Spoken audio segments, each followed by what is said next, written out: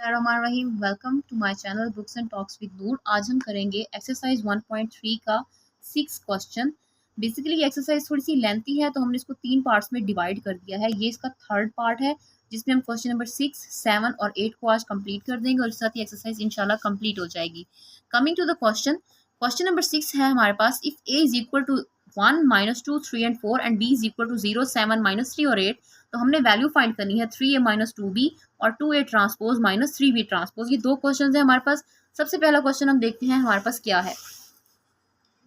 3a - 2b, 3, अब a की जगह पे हम a की वैल्यू पुट कर देंगे, जैसे हमने पीछे कुछ क्वेश्चंस भी किए थे इस तरह के। बेसिकली हमने इनको मल्टीप्लाई किया था, तो 3 इंटू ए की जगह पे a की वैल्यू पुट करेंगे 1, -2, 3 और 4, और 2 -2 इंटू बी की जगह पे b की वैल्यू पुट कर देंगे 0, 7, -3 और 8।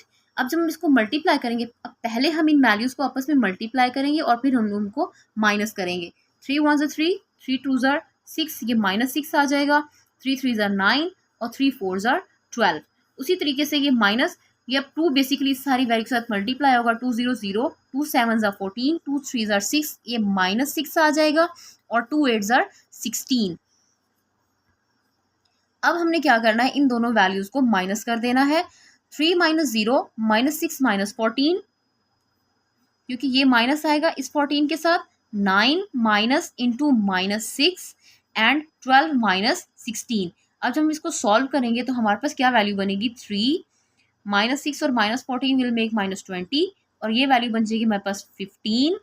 और ये वैल्यू हमारे पास, क्योंकि माइनस माइनस हमारे पास प्लस हो जाएंगे, तो 9 + 6 बन जाएगा, और 9 और 6 ऐड होके हमारे पास 15 बना देंगे।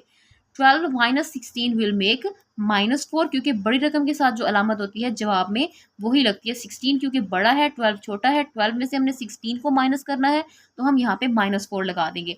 कमिंग टू पार्ट 2, पार्ट 2 में हमारे पास है 2a ट्रांसपोज -3b ट्रांसपोज। अब इसमें हमने सबसे पहले ये देखना है कि ट्रांसपोज होता क्या है।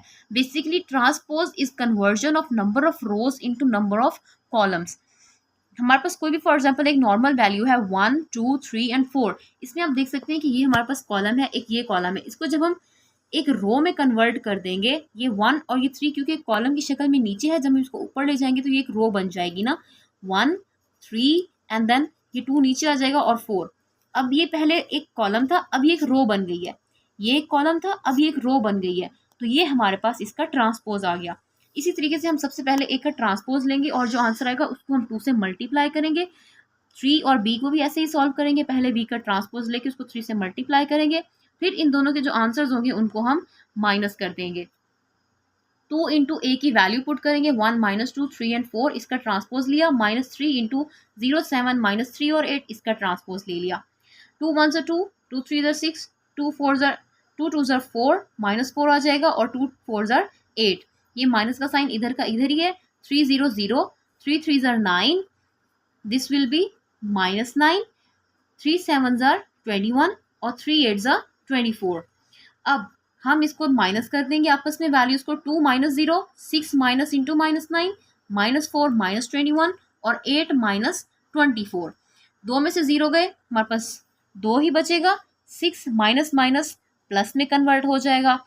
अब ये माइनस माइनस मल्टीप्लाई होके प्लस में कन्वर्ट हुआ है। हमने यहाँ पे इस माइनस को बेसिकली ऐड किया है, वैल्यूज ऐड हुई हैं। जब वैल्यूज ऐड होती हैं, जब साइंस एक जैसे हों दो वैल्यूज के दरमियान, तो वो ऐड हो जाएंगी ना, ऐड हो जाएंगी, लेकिन साइन माइनस का ही रहेगा। यहाँ पे हमने माइनस के साइन को प्लस में इसलिए कन्वर्ट किया क्योंकि बेसिकली ये माइनस इस माइनस के साथ मल्टीप्लाई हो रहा था। यहाँ पे एक ये डिफरेंस आप लोगों ने ज़रूर याद रखना है कि यहाँ पे -25 + 25 में कन्वर्ट नहीं होगा। 4 -4 और -21 विल बी चेंज इनटू -25। उसी तरीके से 8 में से अगर हम 24 को माइनस करेंगे तो हमारे पास आंसर आएगा -16, जिसके साथ ही हमारा ये क्वेश्चन सॉल्व हो जाएगा। अगर हम 7 क्वेश्चन नंबर देखें तो उसमें है हमारे पास, if 2 into 2 4 3 -3a + 3 into 1 8 b और -4 इज इक्वल टू दिस। हमने इसमें a और b की वैल्यू फाइंड करनी है। सबसे पहले हम क्या करेंगे जी, हम 2 और इस वैल्यू को मल्टीप्लाई करेंगे, 3 और इस वैल्यू को मल्टीप्लाई करेंगे, और फिर हम इस पूरे सॉल्यूशन को हम इस वैल्यू के इक्वल रखना है हमने, और हम देखते हैं कि हम इसमें से इक्वेशंस कैसे बनाते हैं। ये बिल्कुल ऐसे ही है जैसे आपने एक्सरसाइज 1.1 में क्वेश्चन नंबर 3 किया था, उसमें भी हमने कुछ इक्वेशंस बना के वैल्यू को सॉल्व किया था। तो इसमें भी ऐसे ही करेंगे, 2 इंटू 2 4 माइनस 3 और a, इसको आप मल्टीप्लाई करेंगे तो 2 4 2 2 4, 2 4 8, ये -6 आ जाएगा, और 2 क्योंकि a से मल्टीप्लाई होकर उसको 2a में कन्वर्ट कर देगा। Same will go with this, 3 1 3, 3b, 24 and -12, इसको हम इसी वैल्यू के इक्वल पुट कर देंगे। अब आप देख सकते हैं कि इनके दरमियान प्लस का साइन है, हम इन वैल्यूज को अगर ऐड करें, हमें पता है कि पहली वैल्यू हमने पहले वाले के इक्वल रखनी है, दूसरी दूसरे के, तीसरी तीसरे के, और ये फोर्थ वाली इसी के। 4 + 3 8 + 3b -6 + 24 2a -12 is equal to 7 10 18 and 1। अब आप ये देखें कि हम 4 और 3 को जब ऐड करें तो 7 आता है, मतलब पहले वाली वैल्यू इसके इक्वल आ गई। It means that left hand side is proved equal to be right hand side. और नीचे अगर हम देखें -6 + 24, तो इसको जब हम सॉल्व करें तब भी हमारे पास आंसर 18 आ रहा है। इट मीन्स कि इसका भी left hand side right hand side के इक्वल प्रूव हो चुका है। प्रॉब्लम हमें इन दो इक्वेशंस में आ रही है, तो हम इन दो इक्वेशंस को इनकी वैल्यूज के इक्वल रखेंगे। 8 + 3b is equal to 10, 2a -12 is equal to 1। अब हम इसको हिस्सों में, दो हिस्सों में डिवाइड कर देंगे। बेसिकली हम इसकी दो इक्वेशंस बना लिए हैं। 8 + 3b इज इक्वल टू 10। अब 3b इधर ही रहेगा, 8 इसके साथ प्लस का साइन है, जब ये इक्वल की दूसरी साइड पे जाएगा तो ये माइनस में कन्वर्ट हो जाएगा। 3b is equal to 10 -8। 10 में से जब हम 8 को माइनस करेंगे तो 2 बचेगा। 3 इसके साथ इधर मल्टीप्लाई हो रहा है, इक्वल की दूसरी साइड पे जाके ये डिवाइड हो जाएगा। Same will go with this, 2a + 12 है, 2a यहाँ पर -12 है, -12 जब दूसरी साइड पे जाएगा तो वो +12 में कन्वर्ट हो जाएगा, और इट विल मेक +13। अब 2 इधर मल्टीप्लाई हो रहा है, इक्वल की दूसरी साइड पर जाकर ये डिवाइड हो जाएगा, तो इट विल मेक 13/2। इसी तरीके से हमारा पार्ट क्वेश्चन नंबर 7 जो है वो कंप्लीट हो जाएगा। अब coming to the 8th question, जिसमें वो कहता है कि if a is equal to this, b is equal to this, then हमने वेरीफाई करना है कि a + b का transpose is equal to a transpose + b transpose. इसमें हमने ये प्रूव करना है कि left hand side is equal to right hand side. अगर हम पहले लेफ्ट हैंड, इसमें हम पहले लेफ्ट हैंड साइड को सॉल्व करेंगे और फिर हम राइट हैंड साइड को सॉल्व करेंगे, और दोनों के आंसर्स सेम आने चाहिए। Left hand side is equal to a + b whole transpose. पहले हम a और b को सॉल्व करेंगे, क्योंकि हमें पता है जो चीज़ ब्रैकेट के अंदर है पहले उसे सॉल्व करेंगे, और फिर हम जो आंसर आएगा उसका हम ट्रांसपोज ले लेंगे। a और b को जब हमने ऐड किया है तो हमारे पास ये वाली वैल्यू आई है 2 3 2 एंड 1। जब हमने इसका ट्रांसपोज लिया तो हमारे पास number of rows number of column में कन्वर्ट हो गई, और नंबर ऑफ कॉलम हमारे पास नंबर ऑफ रोज में कन्वर्ट हो गए। 2, ये 2 ऊपर चला गया, ये 3 नीचे, और इधर 1। इसी तरीके से अब हम राइट हैंड साइड भी सॉल्व कर लेंगे, लेकिन इसमें हम अब पहले इन दोनों को ऐड नहीं करेंगे, पहले हम इनका ट्रांसपोज सॉल्व करेंगे। ए का ट्रांसपोज लेंगे आप, फिर आप बी का ट्रांसपोज लेंगे, और फिर जो दोनों के ट्रांसपोज हुए हुए आंसर आएंगे उन दोनों को आप ऐड कर देंगे। 1 2 0 1 इसका ट्रांसपोज, 1 1 2 0 इसका ट्रांसपोज। जब हम इनका ट्रांसपोज ले लिया, number of rows number of columns में कन्वर्ट हो गई। अब इन दोनों को आप ऐड कर दें, और आप देख सकते हैं कि हमारा लेफ्ट हैंड साइड का जो आंसर है वही आंसर हमारा राइट हैंड साइड पर भी मौजूद है। तो जिससे ये साबित हुआ है कि left hand side is equal to right hand side. यहाँ पर एक छोटी सी मिस्टेक है कि 1 + 0 हमने लिखना था, तो यहाँ पे 1 वैल्यू आ जानी थी। इसी तरीके से हमारा नेक्स्ट पार्ट हो जाएगा a - b ट्रांसपोज। बिल्कुल वैसे ही है ये जैसे हमने पिछला पार्ट किया है, सिर्फ हमने ये फ़र्क देखना है कि उसमें हमने एडिशन की है और इसमें सब्ट्रैक्शन का साइन है, इसमें माइनस का साइन है। आप इसमें भी ऐसे ही करेंगे, पहले आप लेफ्ट हैंड साइड को सॉल्व करेंगे। लेफ्ट हैंड साइड को सॉल्व करते वक्त आप पहले a और b को माइनस करेंगे, जो आंसर आएगा उसका आप ट्रांसपोज ले लेंगे।